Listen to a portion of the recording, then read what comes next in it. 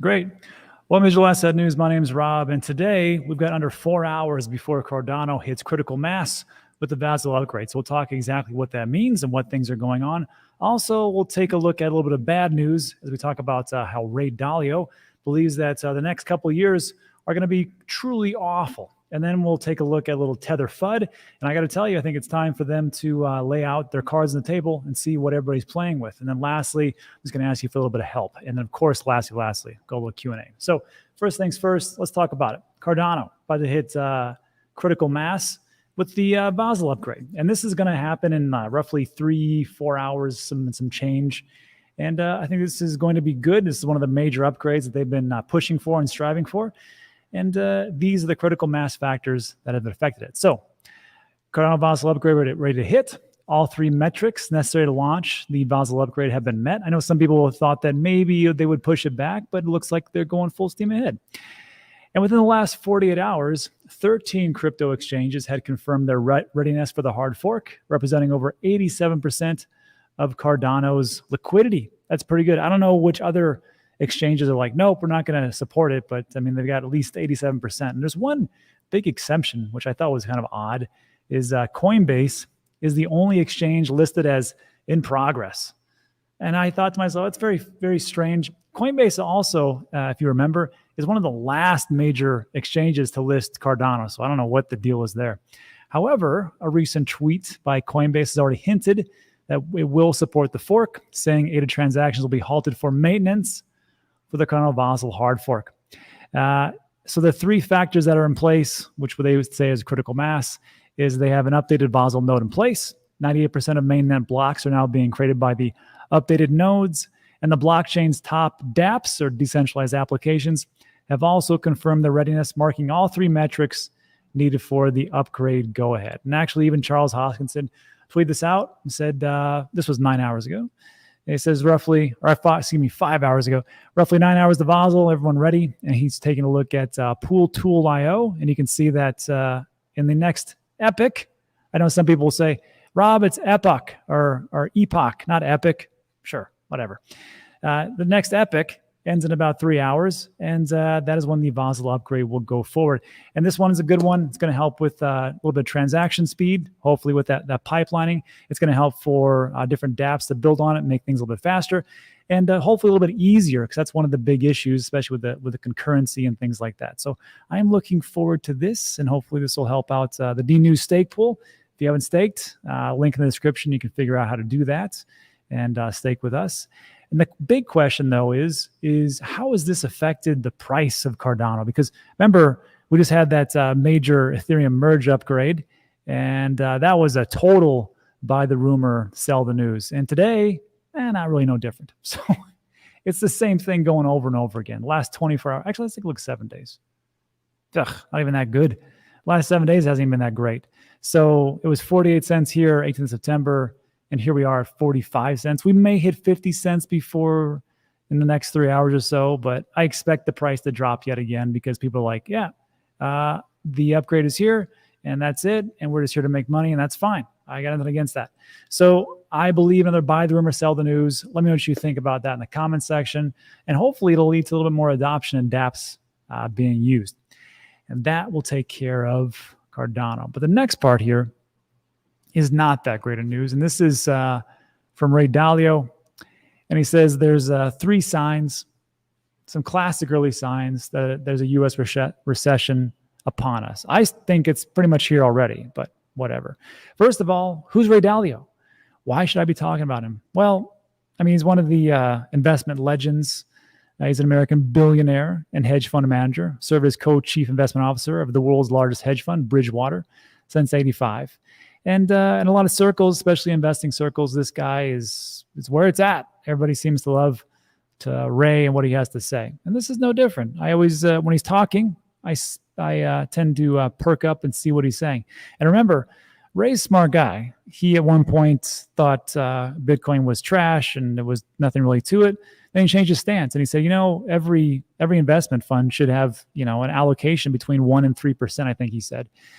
A low percentage, but I think deep down he knows that people should probably get a little more to it. So this is what he says. He goes, look, there's some key red flags here. Namely, the drawdowns in cash balances that have been built up earlier, the contraction of both the housing and automotive sectors, as well as a rise in credit delinquency rates.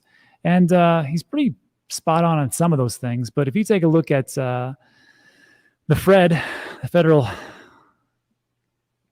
Fed Reserve out of St. Louis, they put together a report for all the delinquencies rates for all the banks.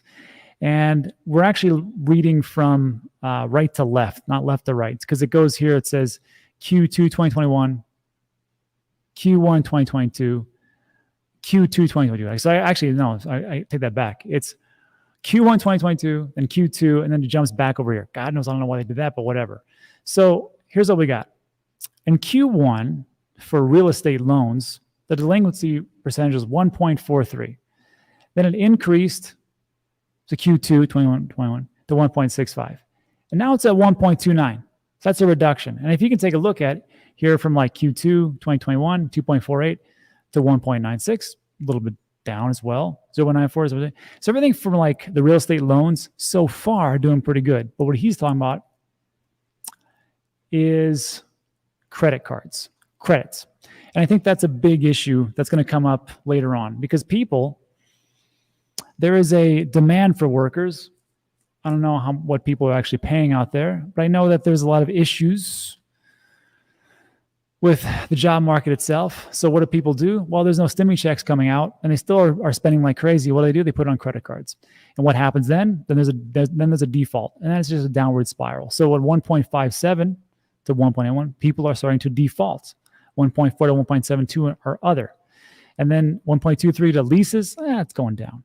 Commercial industrial loans, a little bit down. Agricultural loans down. Total loans. Across the board, it's looking pretty good, except for the credit card loans. So just pay attention to that little piece right there. I think as retail investors and retail spenders, they're going to start to put more on credit cards. And then, of course, the rates just go up. And also, if you take a look at the mortgage delinquency rates from 2000 to the first quarter of 2022, so January to March, you can see that, we peaked at around 2009, 2010, 9.3% delinquency rates. Remember those days? I do. It was awful. But now we've gone pretty steadfast down since 2020 after coronavirus, and we're right here. Could they have gone up? Yeah, but I don't think they're much above what's going on here. However, with Jerome Powell coming out and saying, hey, you know what? We're going to raise things 75 basis points, which I agree he should have done. I know it's a very unpopular opinion, but that's just what I think. I think he's got to get a hold of inflation, and if he doesn't, we got a lot more problems are on the horizon. So I was hoping he would have done 100 basis points. Yeah, that's true. I said it. But with all that going on behind the scenes, there's a bigger issue, which is people can't afford houses. This is from Danny. Aldous Strauss, he says, if you secured a 30-year fixed mortgage on a $600,000 home at 2.6% interest in 2021, those are great days.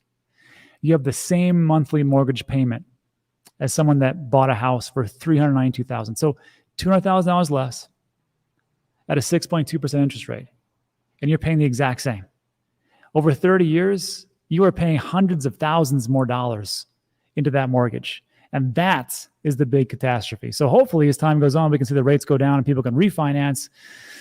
But I see a lot of problems in the housing market moving forward. But I will say this, the bright side to this story is I always thought it was going to go like this. I always thought we were going to go this route. If you've been watching the channel for any length of time, you know I'm not a very bullish person until there's something to be bullish about. And I just have it in my mind that the next 2-3 years are going to suck. And because of that, I mean, whether the 4-year cycles play out or not, again, I don't know. But even if they don't, let's say I have to dollar cost average for 3 years or 4 years, I don't know.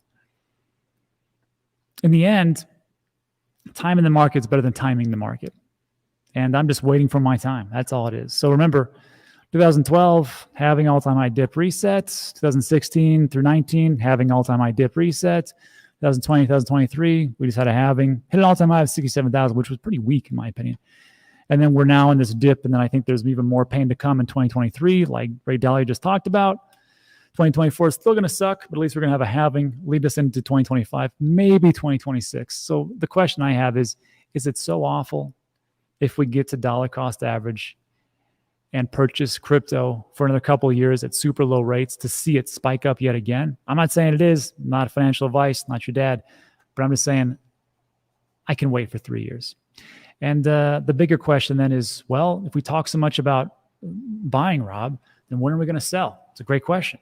And it's something that I have been lacking severely on this channel. So this weekend on Saturday, I put together a relatively comprehensive video about taking profits. I think just as much as people bark about dollar cost averaging and diamond hands and all that stuff, they need to, well, I can't tell them what to do. But on this channel, I'm going to start to focus more on, hey, get ready for some profit taking. Here's what I'm going to do. Here's when I'm going to do it. Here's the factors that I'm looking at, and move forward, because you can't just diamond hands forever. Some people can. It's just not my game. And if that's you, God bless you. Good for you. But for me, along the way, I'm probably going to take some profits, and I'll tell you exactly how that works out on a video which will be out on Saturday. So what do you think about that in the comments? And then let's finish up with a little FUD, kind of. So yesterday, we had talked about the government coming down on stablecoins.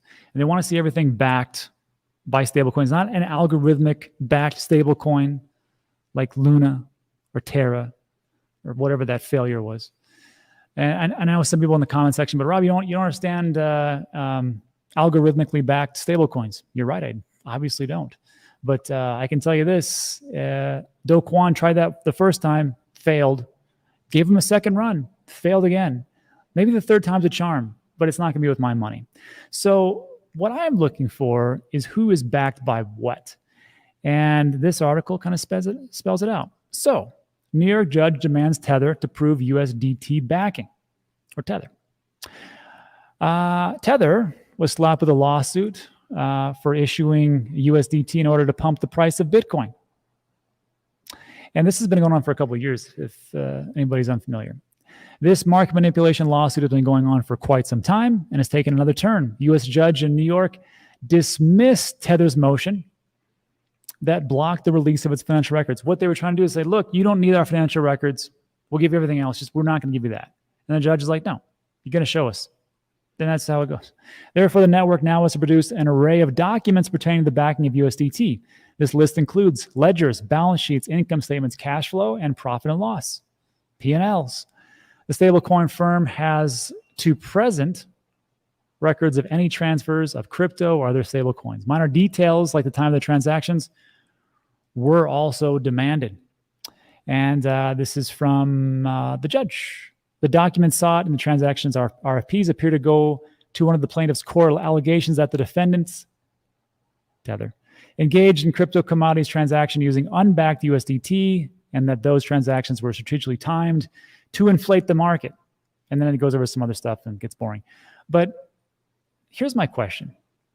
Does anybody have a problem with Tether producing these documents? Look, they've already been audited. We know. There was a British Virgin Islands, I believe, auditing company that said everything's in the up and up, and it was good. Great. So do they get a pass just to get one and done, and that's it? And then we're good to go? Like, I'm just saying. I just think that if we're going to put this much money into it, let's just put our cards on the table. Look, USDC does it. Binance Coin does it. You know Binance Coin? Or not BNB, but the stablecoin itself is backed 100% by cash reserves and other assets that can equal up to the amount that they have. So, I mean, if they're doing that and they're proving that, why not Tether? And I'm not telling you that Tether is about to explode, something to happen.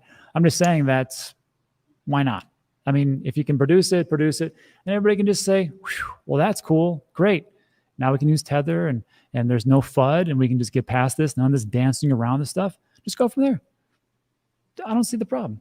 But maybe I'm misguided. Let me know where I'm wrong there. And lastly, I'm just going to ask for everybody for just a little bit of help. As Puerto Rico, of course, we know that Hurricane Fiona just came through. Look at that. Just roofs and everything being in shambles and just awful. This is from a great video from 50 Shades of Way. You got to love Twitter.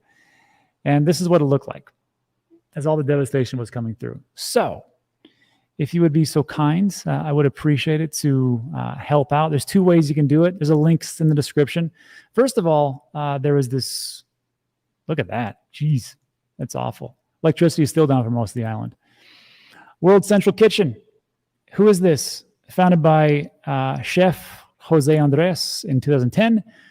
Where there's a fight that hungry people can eat, we'll be there. And here's their website itself.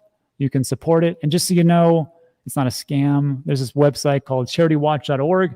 They give them an A+, and it's very rare to see those types of things. You can see like some organizations, it takes like $50 to raise $60. This one takes just $1 to raise $100. So they're pretty efficient in what they do, and they're trying to feed people in there. Also, you see those rooftops going crazy?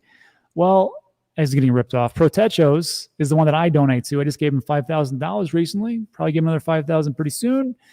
And they are a nonprofit organization. They're located in Puerto Rico. And everybody who donates will be matched by ATH, Envelope, whatever it's called in Puerto Rico. Correct me in the comment section. But they get their funds matched. So within the next week or so, if you could be so kind. And you can also donate in crypto. All it does is it attaches to your MetaMask wallet. And you can send over. Look, if I got 1,000 people watching me, how about $10 a USDC? That's all I'm asking for. Just $10. And we go from there. And that's it. That's all. Links in the description right there. Help Puerto Rico. That's all I got. So look, that concludes today for the news. If you want to stick around, we'll go over the Q&A. I'll answer all your questions the best of my abilities. Also want to talk about a Voyager update and that 50 million. I think that was wrong, but we'll go over that in the Q&A. So if you got to take off, take off. Thanks for coming by. If not, stick around. We'll do a little Q&A. Also, before you go, like and subscribe, all that good stuff. And Q&A.